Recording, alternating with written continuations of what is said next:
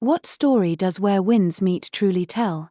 The game's lore is far more grand than one could imagine. After synthesizing all the explicit and implicit storylines as well as dialogues from NPC, combined with real history, I have sorted out all the storylines, Qinghe chapter, in the game for you. From 907 AD to 960 AD, China was in the 5 dynasties and 10 kingdoms period. 5 dynasties emerged successively in the north, later Liang, later Tang, later Jin, later Han and later Zhou, while the south split into 10 states. The southern Tang in the game was the most powerful among these 10 states. In 907 AD, the Tang dynasty fell. Zhou Wen forced emperor of Tang, Li Zuo, to abdicate the throne and established the later Liang dynasty, with Kaifeng as its capital. Li Zuo was exiled to Kaozhou, and his childhood sweetheart, Liu Qinghe, followed him all the way. In the Jianghu martial arts world, after Sun Buqi discovered the long-lost longevity worms in Gleaming Abyss, he began to delve into the art of immortality. At this time, Qinghe was a military stronghold of the later Liang, and large-scale wars had not yet broken out. Little Deer Village, which would later become Wraith Village, was a peaceful place where villagers lived in seclusion and farmed. In 908 AD, Zhou Wen ordered Sun Buqi to poison the deposed Tang Emperor Li Zuo. Sun Buqi was originally a disciple of Silver Needle sect. A highly skilled physician, he was once a favored student under the Silver Needle sect leader. However, he became obsessed with immortality and poison techniques. He followed his master to Kaifeng, originally intending to practice medicine and treat patients. But he discovered the frost flower and poisoned them, triggering an epidemic. Seriously injured by his master, he was expelled from the sect and later served the imperial court. Liu Qinghe disguised herself as Li Zuo and drank the poisoned wine, but survived due to her special constitution. Sun Buqi was greatly shocked when he found out. He had finally found a body with strong resistance to test his poisons on. He took Liu Qinghe back to Gleaming Abyss as a test subject for his immortality experiments. From then on, Liu Qinghe lost her sanity and was forced to use her singing to lure nearby villagers to Gleaming Abyss as additional experimental materials. Failed test subjects turned into the withered vein dream puppets. From 912 AD to 923 AD, the later Liang was plagued by internal conflicts, and its national strength declined. Sun Buqi's immortality experiments in Gleaming Abyss continued. When Liu Qinghe regained her senses occasionally, she would secretly rescue villagers who came to seek medical treatment. Wearing a deer head mask, she was regarded by the villagers as the deer immortal. But when she lost her mind, she would also kill people while wearing the mask. The parents of the Void King came to Gleaming Abyss seeking immortality, but soon died from the poison. The Void King was adopted by Liu Qinghe at a young age and developed a deep affection for his adoptive mother. Yingying's real name was Wen Wuke. During this period, her uncle Wen Dao was frantically robbing the mausoleums of Tang emperors, using the massive wealth he seized to build Weiyang City. Later, Yingying became the lord of Weiyang City, but after losing an internal power struggle, she fled to Kaifeng. The later Liang was destroyed by the later Tang. Li Zuo, the last emperor of the former Tang dynasty, lived in seclusion under an assumed name for many years. Determined to restore the Tang dynasty, he traveled all over the country in search of a way to make his dynasty eternal. Hearing rumors of an immortal of longevity in Gleaming Abyss, he journeyed there. In Gleaming Abyss, Li Zuo recognized Liu Qinghe, who had been tormented beyond recognition by the poison. Even in a state of blurred consciousness, Liu Qinghe persisted in writing the character Zuo from Li Zuo's name. Deeply moved, Li Zuo resolved to save Liu Qinghe at all costs. He sought out Sun Buqi's master. Filled with guilt upon learning of his renegade disciple's crimes, the master tried to help, but the poison in Liu Qinghe's body could not be completely eliminated. She could only regain her sanity temporarily. After waking up, Liu Qinghe and Li Zuo spent a period of happy time at the bottom of Gleaming Abyss. However, the two developed different understandings of the Gleaming Abyss poison and the so-called path to immortality. Liu Qinghe believed that the price of immortality was turning people into walking corpses, which went against human nature. Li's were, on the other hand, argued that if people became free from desires and gained immortality, it would be an ideal utopia. Having traveled the world during the chaotic times, Li's were believed that it was precisely because people had too many desires that they indulged in killing. Their differences grew deeper and deeper. After regaining her sanity, Liu Qinghe learned that she had accidentally killed many people. In 936 AD, she walked out of Gleaming Abyss to reveal the truth about immortality to the world, then committed suicide to atone for her sins. Li's were blamed the world for driving Liu Qinghe to her death and gradually turned to darkness. He decided to continue Sun Buqi's research and rebuild his own country using the dream puppet technique. He took the Void King away, who became Li's was invincible weapon, never defeated in battle until he was beaten by Jianghu. Li's were intensified his research on dream puppets. To take revenge on the villagers, he spread the Gleaming Abyss poison on a large scale. The once peaceful Little Deer village was infected with the petrification virus, and most of its inhabitants died a tragic death. Since then, it has been known as Wraith Village. The throne of the later Tang eventually passed to Li Tsongke, who deeply distrusted his brother-in-law Shi Jingtang and constantly bullied him. Once a heavyset man, Shi Jingtang was reduced to a skeleton after years of suppression and suspicion by the emperor. Li Tsongke, thinking that Shi Jingtang was on his deathbed, allowed him to return to his own fief. But Li Tsongke continued to oppress Shi Jingtang relentlessly. Driven to desperation, Shi Jingtang raised the standard of rebellion. He recognized Yelu Deguang, the emperor of Khitan, who was 10 years younger than himself, as his father, promising to cede the 16 prefectures of Yangyun to Khitan in return for his support.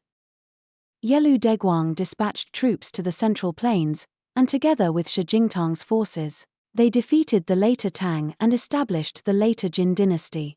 From then on, Qinghe became a border area between the two countries. Many of the storylines in the game about recovering the Yangyun area trace their origins to this event. After Shi Jingtang's death, his son Shi Chonggui ascended the throne. Perhaps ashamed by his father's humiliating treaty, or perhaps feeling that he had gained enough strength, Shi Chonggui tore up the agreement with Khitan. Enraged, the Khitan emperor once again sent his army south to invade the Central Plains. As a border region, Qinghe was inevitably engulfed in the flames of war. In 927 AD, Zhao Kuangyin was born, known as Big Zhao in the game. He would later become the emperor of the Song dynasty.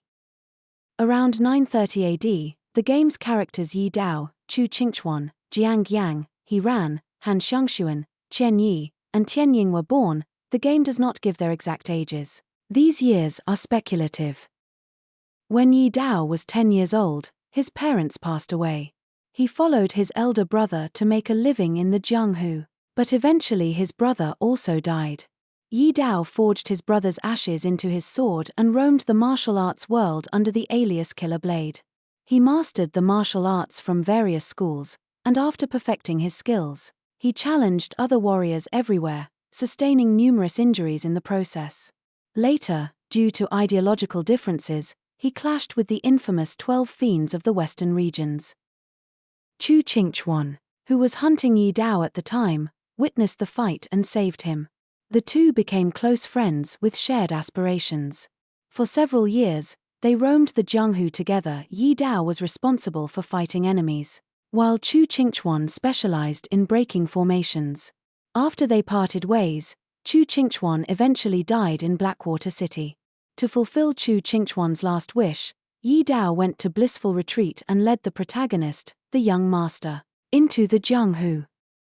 Jiang Yang and He Ran were originally orphans begging on the streets, until they were adopted by General Wang Qing. Jiang Yang showed extraordinary combat talent from an early age, creating his own nameless swordsmanship. He defeated numerous top martial artists in the Jianghu. Unlike Yi Dao, who was often wounded in battles, Jiang Yang, together with his friend Chen Zishi, remained almost undefeated. Han Xiangxuan was sold to the Liang family by her father. The young master of the Liang family was very likely Qian Yi. Suffering from a serious illness since childhood, The young master needed the siblings to be used as medicine guides for his cure. In the end, Han Xiangshuan managed to escape, while her younger brother was sacrificed. This explains why Qinghe has both male and female forms. Later, when Qinghe met Han Xiangshuan at Blissful Retreat, she felt a sense of familiarity. This was probably the reason behind it. Local heroes and Jianghu righteous men in Qinghe spontaneously united, gradually forming the rudiment of the 8 heroes of Qinghe. Most of the open-world bosses in Qinghe are members of this group. Its core members include Sheng Wen and Sheng Wu, brothers from a shadow puppetry background, Lai Yang, Snake Doctor, Sleeping Taoist, Qiu Yu Hai, Ji Yu Yu, Feng Nungqi.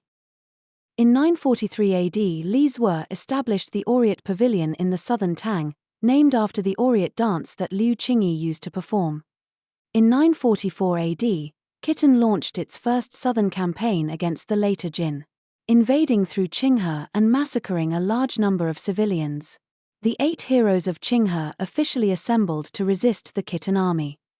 Sheng Wen organized forces from the 8 commanderies of Hedong. Sheng Wu used martial arts derived from shadow puppetry to protect his elder brother. Lai Yang joined the Northern Vow and led his disciples to defend the people of Qinghe. Qiu Yu Hai, originally an angler, put aside his fishing life, picked up a spear, and joined the war. He created the powerful lightness skill Meteor Flight and once sneaked into the Khitan military camp to steal the military tally. Guyue was skilled at playing the qin and boosted morale with his music.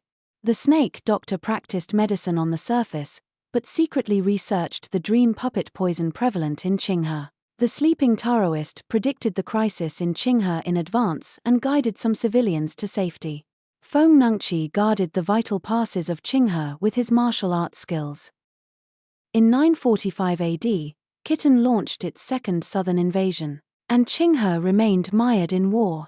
Wang Qing, the leader of the Northern Vow, received assistance from Well of Heaven's sect and swore an oath, "Every inch of the mountains and rivers, we will defend to the death."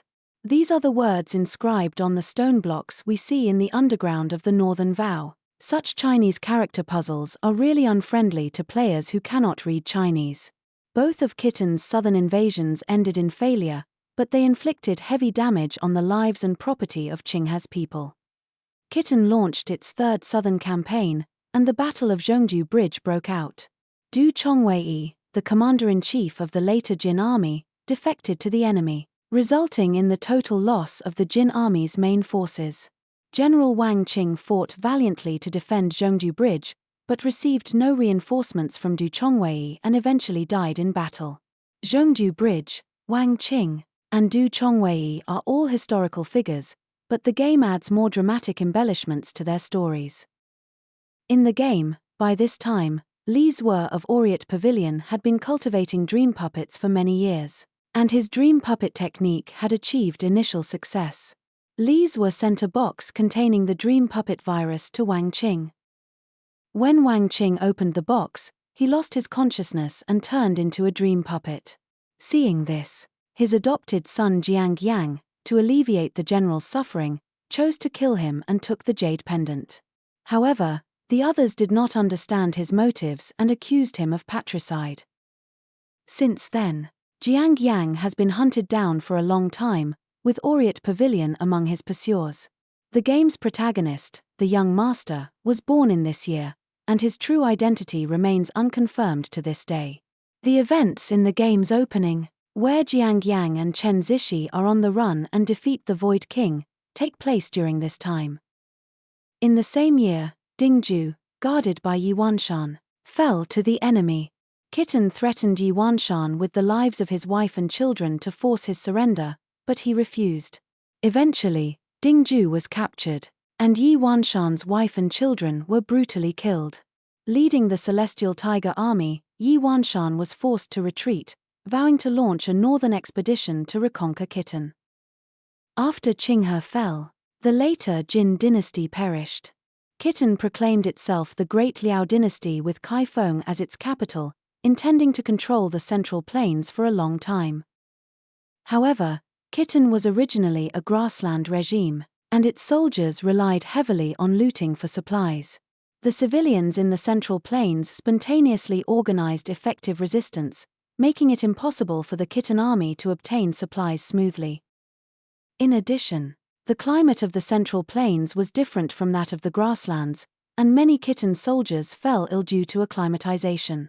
Fearing that if he stayed in the Central Plains for too long, the old Khitan nobles in the north would stage a rebellion in the rear, Emperor Yelu Degwang ordered his troops to withdraw. During the retreat, Yelu Degwang himself fell ill due to acclimatization. He complained that the Central Plains was unbearably hot. In fact, it was only about 5 degrees Celsius warmer than Khitan. He tried to cool down by putting ice cubes in his mouth and on his chest, but still died on the way back to his homeland. After Yelu Degwang's death, Khitan was plunged into civil strife. His mother, known as the severed wrist Empress Dowager, a ruthless woman who once chopped off her own hand in a fit of anger during a dispute with her ministers, she wanted her youngest son to ascend the throne. But all the ministers unanimously recommended Yelu Degwang's nephew as the new emperor, and the Empress Dowager finally compromised. The civil unrest in Khitan brought a brief period of peace to the Central Plains. After her brother's death, Han Xiangshuan had brief contact with Oryat Pavilion. She even attempted to assassinate Li Zue, the leader of Oryat Pavilion, with her signature weapon flying darts. Later, when Oryat Pavilion's men besieged Yidao, they saw Han Xiangshuan's flying darts and fled in fear immediately. In 947 AD, Liu Jiyuan, a general of the later Jin dynasty, proclaimed himself emperor in Taiyuan and established the later Han dynasty.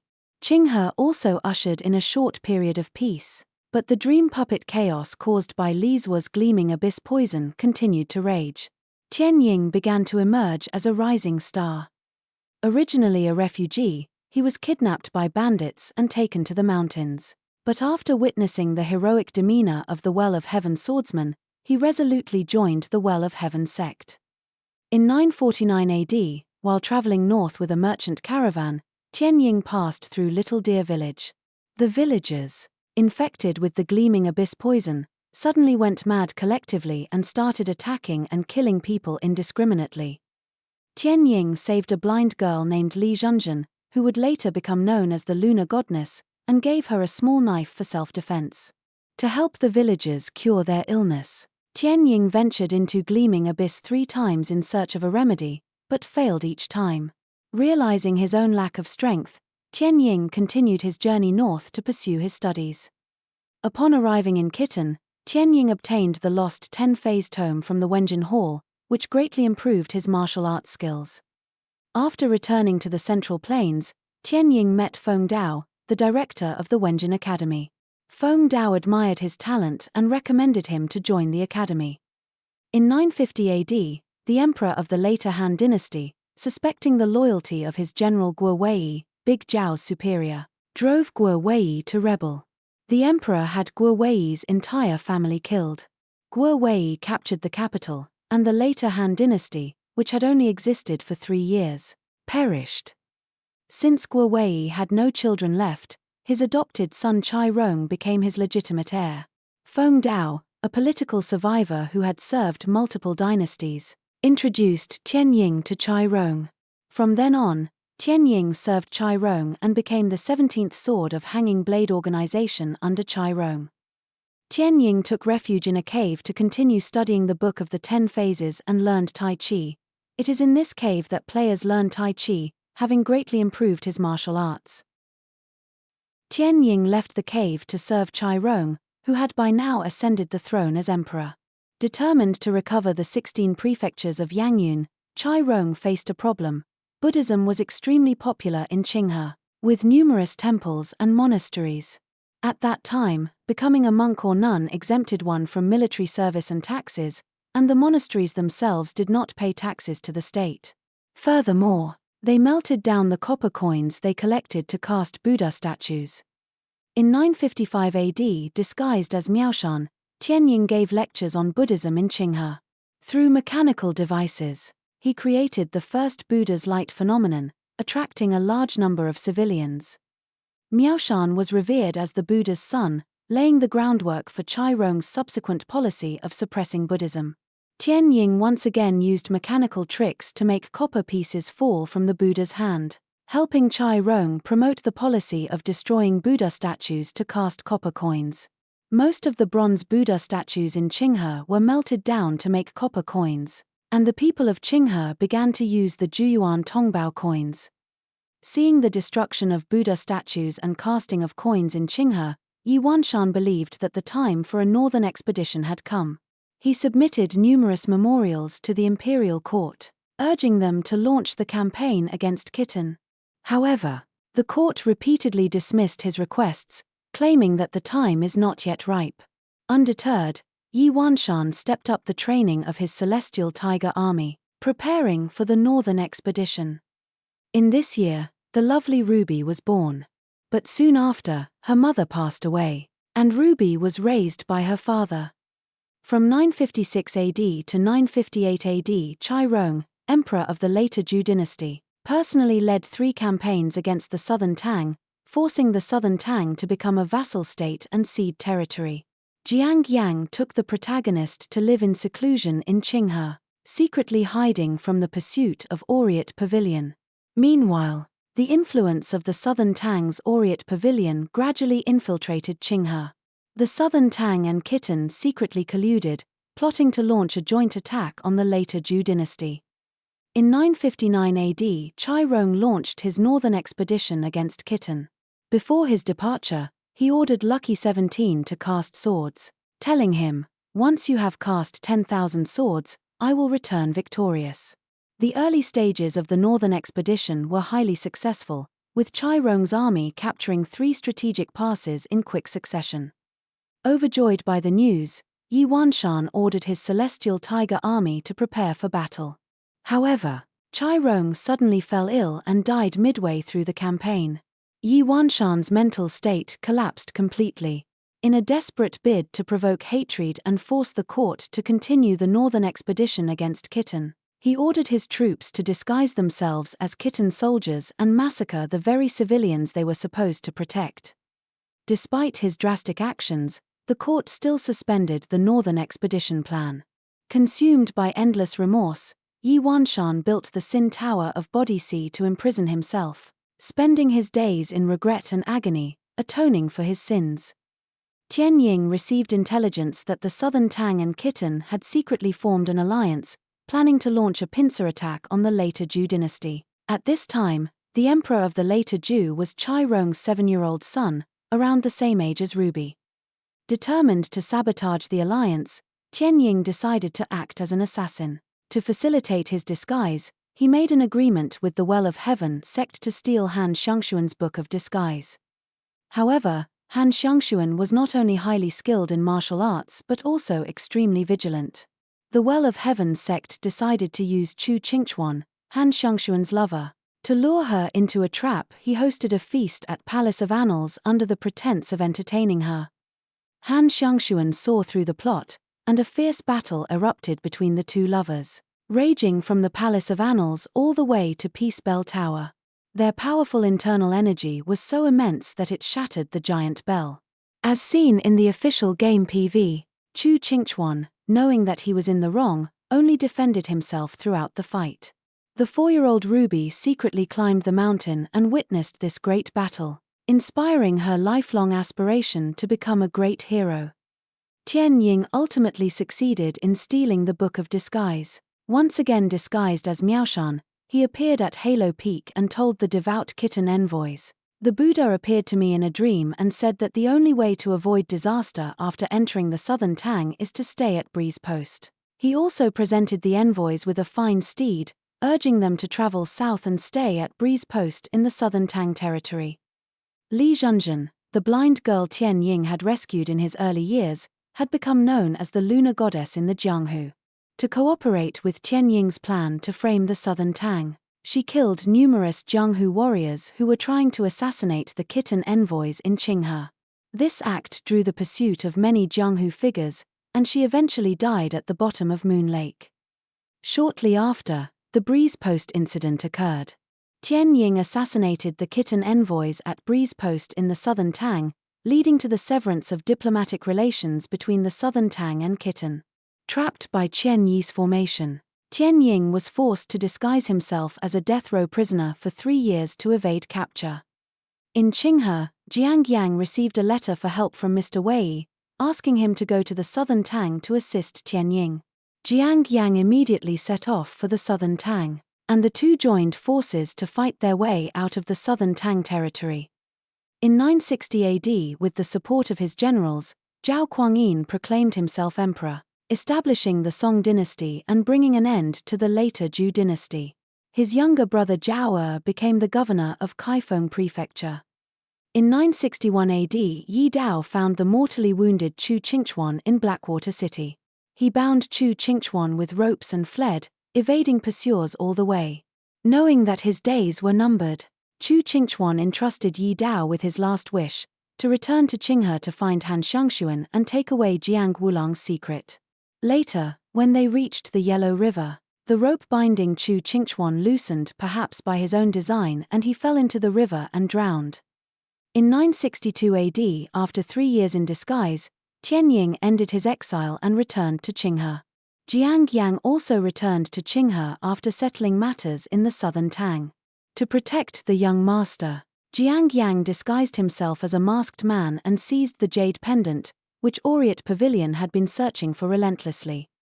Under the pretext of hunting down Tian Ying, the Orient Pavilion extended its influence further into Qinghe. They learned that beneath the blissful retreat lay a large number of people who had failed their disguise transformations, while those who had succeeded had gone north to infiltrate Khitan.